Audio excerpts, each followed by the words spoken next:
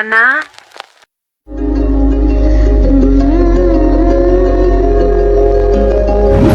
మా అమ్మ నా ప్రాణాన్ని కాపాడింది. నేను వైఫల్యం చెందాను. నేను 25 సంవత్సరాలుగా నన్ను కనిపించిన తల్లిదండ్రులను కాదని నేను 2 సంవత్సరాలుగా ప్రేమిస్తున్న దానికోసం నేను చనిపోతున్నానా? ఇదా నా తల్లిదండ్రులకు నేను తీసుకొచ్చే పేరు అనిపించింది.